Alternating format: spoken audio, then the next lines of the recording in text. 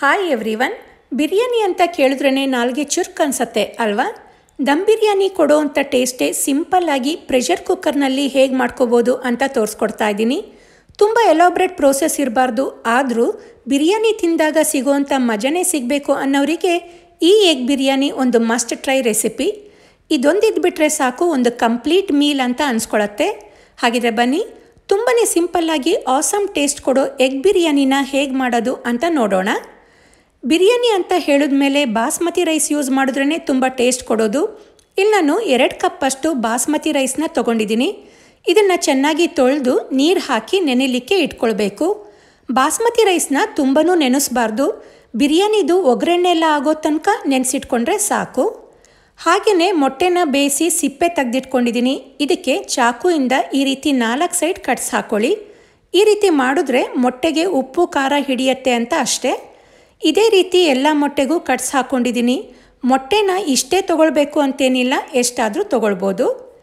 ಈಗ ಒಂದು ಪ್ಯಾನ್ನಲ್ಲಿ 2 ಟೀ ಸ್ಪೂನಷ್ಟು ಎಣ್ಣೆ ಕಾಯಿಸಿ, 1 ಟೀ ಸ್ಪೂನಷ್ಟು ಖಾರದ ಪುಡಿ, 1/4 ಟೀ ಸ್ಪೂನ್ ಉಪ್ಪು, 1/4 ಟೀ ಸ್ಪೂನ್ ಅರಿಶಿಣ ಹಾಕಿ ಲೋ ಫ್ಲೇಮ್ನಲ್ಲಿ ಜಸ್ಟ್ ಒಂದು 30 ಸೆಕೆಂಡ್ ಫ್ರೈ ಮಾಡ್ಕೋಬೇಕು. ಖಾರದ ಪುಡಿ ಎಲ್ಲ ಸೀದಿಸ್ಲಿಕ್ಕೆ ಹೋಗಬಾರ್ದು. ಈಗ ಇದಕ್ಕೆ ಬೇಯಿಸ್ಕೊಂಡಿರೋ ಮೊಟ್ಟೆನ ಹಾಕಿ ಮೀಡಿಯಮ್ ಫ್ಲೇಮ್ನಲ್ಲಿ ಒಂದು 2 ನಿಮಿಷ ಫ್ರೈ ಮಾಡ್ಕೊಳ್ಳೋಣ. ಈ ರೀತಿ ಮಾಡೋದ್ರಿಂದ ಮೊಟ್ಟೆಗೆ ಉಪ್ಪು ಖಾರ ಹಿಡಿಯತ್ತೆ ಮತ್ತು ಮೊಟ್ಟೆನ ಬಿರಿಯಾನಿಗೆ ಹಾಕಿದಾಗ ಒಡೆಯಲ್ಲ. ಈಗ ನೋಡಿ, ಉಪ್ಪು ಖಾರ ಎಲ್ಲ ಮೊಟ್ಟೆಗೆ ನೀಟಾಗಿ ಕೋಟ್ ಆಗಿದೆ. ಇದನ್ನೀಗ ಎತ್ತಿಟ್ಕೊಳ್ಳೋಣ. ಈಗ ಒಂದು ಕುಕ್ಕರ್ನಲ್ಲಿ 50 ml ಅಷ್ಟು ಎಣ್ಣೆನ ಹಾಕ್ಕೊಂಡು ಹಾಗೆ 1 ಟೇಬಲ್ ಸ್ಪೂನಷ್ಟು ತುಪ್ಪ ಹಾಕಿ, ಎಣ್ಣೆ ಕಾದ್ಮೇಲೆ 1 ಇಂಚ್ ಚಕ್ಕೆ, 6 ರಿಂದ 8 ಲವಂಗ, 5 ಏಲಕ್ಕಿ, 1 ಅನಾನಸ್ ಹೂವು, 1 ಟೀ ಸ್ಪೂನ್ ಸೋಂಪಿನ ಕಾಳು, ಅರ್ಧ ಟೀ ಸ್ಪೂನ್ ಜೀರಿಗೆ, 2 ಬಿರಿಯಾನಿ ಎಲೆ ಹಾಕಿ ಇದನ್ನು ಒಂದು 30 ಸೆಕೆಂಡ್ ಫ್ರೈ ಮಾಡಿಕೊಂಡು, ನಂತರ ಇದಕ್ಕೆ 3 ಮೀಡಿಯಮ್ ಸೈಜ್ದು ಈರುಳ್ಳಿನ ಪೂರ್ತಿ ತೆಳುವಾಗಿ ಹೆಚ್ಕೊಂಡಿರೋದನ್ನು ಹಾಕ್ಕೊಳ್ತಾ ಇದ್ದೀನಿ.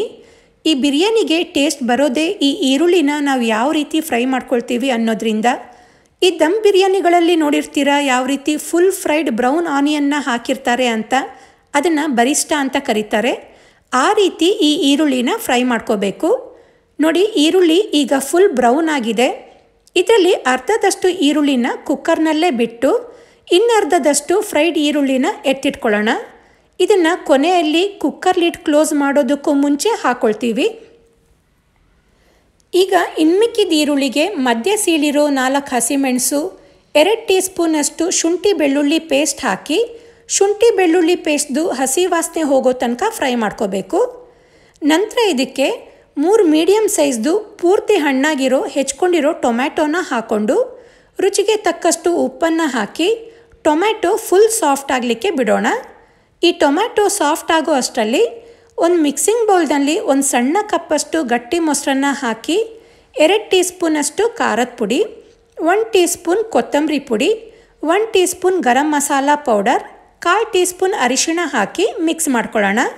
ಇದನ್ನು ಡೈರೆಕ್ಟಾಗಿ ಒಗ್ಗರಣೆಗೂ ಕೂಡ ಹಾಕ್ಕೊಳ್ಬೋದು, ಆದರೆ ಈ ರೀತಿ ಸಪ್ರೇಟಾಗಿ ಮಿಕ್ಸ್ ಮಾಡ್ಕೊಳ್ಳೋದ್ರಿಂದ ಈವನ್ನಾಗಿ ಮಿಕ್ಸ್ ಆಗುತ್ತೆ. ಈಗಿದು ನೀಟಾಗಿ ಮಿಕ್ಸ್ ಆಗಿದೆ. ಇಲ್ಲಿ ಟೊಮ್ಯಾಟೊನೂ ಕೂಡ ಫುಲ್ ಸಾಫ್ಟ್ ಆಗಿದೆ. ಈಗ ಇದಕ್ಕೆ ನಾವು ಮಿಕ್ಸ್ ಮಾಡಿಕೊಂಡ ಮೊಸರು ಮತ್ತು ಮಸಾಲೆಗಳ ಮಿಕ್ಸ್ ಹಾಕಿ ನೀಟಾಗಿ ಮಿಕ್ಸ್ ಮಾಡಿ ಒಂದು 2 ನಿಮಿಷ ಫ್ರೈ ಮಾಡ್ಕೊಳ್ಬೇಕು. ಈ ರೀತಿ ಎಣ್ಣೆ ಸಪ್ರೇಟ್ ಆಗಲಿಕ್ಕೆ ಸ್ಟಾರ್ಟ್ ಆದಮೇಲೆ ಇದಕ್ಕೆ ಅರ್ಧ ಕಟ್ಟಷ್ಟು ಹೆಚ್ಕೊಂಡಿರೋ ಪುದೀನ ಸೊಪ್ಪು, ಹಾಗೆಯೇ ಅರ್ಧ ಕಟ್ಟಷ್ಟು ಹೆಚ್ಕೊಂಡಿರೋ ಕೊತ್ತಂಬರಿ ಸೊಪ್ಪನ್ನು ಹಾಕಿ ಫ್ರೈ ಮಾಡ್ಕೊಳ್ಳೋಣ. ಇದೆರಡೂ ಕೂಡ ಈ ಬಿರಿಯಾನಿಗೆ ಒಳ್ಳೆ ಫ್ಲೇವರ್ ಕೊಡುತ್ತೆ. ಈ ಸೊಪ್ಪೆಲ್ಲ ಚೆನ್ನಾಗಿ ಬಾಡಿಸ್ಕೊಂಡ್ಮೇಲೆ ನೆನೆಸಿಟ್ಕೊಂಡ ಬಾಸ್ಮತಿ ರೈಸ್ದು ನೀರನ್ನೆಲ್ಲ ಬಸಿದು ಒಗ್ಗರಣೆಗೆ ಹಾಕ್ಕೊಳ್ತಾ ಇದ್ದೀನಿ. ಅಕ್ಕಿನ ಒಗ್ಗರಣೆ ಜೊತೆ ನೀಟಾಗಿ ಹೊಂದ್ಕೊಳ್ಳೋ ಹಾಗೆ ಮಿಕ್ಸ್ ಮಾಡ್ಕೊಳ್ಬೇಕು. ಇದು ಚೆನ್ನಾಗಿ ಮಿಕ್ಸ್ ಆದಮೇಲೆ 2 ಕಪ್ ಅಕ್ಕಿಗೆ 3 ಕಪ್ಪಷ್ಟು ಬಿಸಿ ನೀರನ್ನು ಹಾಕ್ಕೊಂಡು ಮಿಕ್ಸ್ ಮಾಡಿ ನೀರು ಕುದಿಲಿಕ್ಕೆ ಬಿಡಬೇಕು. ಬಾಸ್ಮತಿ ರೈಸ್ಗೆ ನೀರು ಜಾಸ್ತಿ ಹಾಕಲಿಕ್ಕೆ ಹೋಗಬಾರ್ದು. 1 ಕಪ್ ಅಕ್ಕಿಗೆ 1.5 ಕಪ್ಪಷ್ಟು ನೀರು ಹಾಕ್ಕೊಳ್ಳಿ. ಈ ರೀತಿ ಚೆನ್ನಾಗಿ ಮಿಕ್ಸ್ ಆದಮೇಲೆ ಉಪ್ಪು ಖಾರ ಹಾಕಿ ಫ್ರೈ ಮಾಡಿಕೊಂಡ ಮೊಟ್ಟೆಗಳನ್ನು ಒಂದೊಂದಾಗಿ ಮೇಲ್ಗಡೆ ಇಡ್ತಾ ಬರಬೇಕು. ನಂತರ ಈರುಳ್ಳಿನ ಫ್ರೈ ಮಾಡಿ ಎತ್ತಿಟ್ಕೊಂಡ ಫ್ರೈಡ್ ಈರುಳ್ಳಿನ ಹಾಕಿ ಹಾಗೆಯೇ ಸ್ವಲ್ಪ ಹೆಚ್ಕೊಂಡಿರೋ ಕೊತ್ತಂಬರಿ ಸೊಪ್ಪನ್ನು ಹಾಕಿ ಮತ್ತೆ ಇದನ್ನು ಮಿಕ್ಸ್ ಮಾಡ್ದೇ ಲಿಡ್ ಕ್ಲೋಸ್ ಮಾಡಿ 1 ವಿಷಲ್ ಕೂಗಿಸ್ಕೊಂಡ್ರೆ ನೋಡಿದ ತಕ್ಷಣ ತಿನ್ನಬೇಕು ಅಂತ ಅನಿಸೋ ಸೇಮ್ ದಮ್ ಬಿರಿಯಾನಿ ಟೇಸ್ಟ್ ಕೊಡೋ ಎಗ್ ಬಿರಿಯಾನಿ ರೆಡಿ ಆಗತ್ತೆ. ಎಗ್ ಲವರ್ಸ್ ಮಾಡ್ಕೊಳ್ಳೇಬೇಕಾದ ಒಂದು ಬಿರಿಯಾನಿ, ಅಷ್ಟು ಟೇಸ್ಟಿಯಾಗಿರುತ್ತೆ.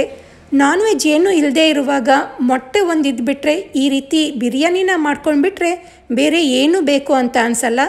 ಖಂಡಿತ ನೀವು ಮನೆಯಲ್ಲಿ ಮಾಡ್ಕೊಳ್ಳಿ. ಹೇಗಿತ್ತು ಅಂತ ಕಮೆಂಟ್ ಮಾಡಿ ತಿಳಿಸಿ. ಈ ರೆಸಿಪಿ ನಿಮಗೆ ಇಷ್ಟ ಆದರೆ ವಿಡಿಯೋಗೆ ಲೈಕ್ ಕೊಡಿ, ಶೇರ್ ಮಾಡಿ. ನನ್ನ ಚಾನಲ್ನ ಇನ್ನೂ ಸಬ್ಸ್ಕ್ರೈಬ್ ಮಾಡ್ಕೊಂಡಿಲ್ಲ ಅಂದರೆ ಸಬ್ಸ್ಕ್ರೈಬ್ ಮಾಡ್ಕೊಳ್ಳಿ. ಹಾಗೆ ಇನ್ನೂ ಹೊಸ ರೆಸಿಪಿಗಳಿಗೆ ನನ್ನ ಚಾನಲ್ನ ಫಾಲೋ ಮಾಡೋದನ್ನು ಮರಿಬೇಡಿ. Thank you.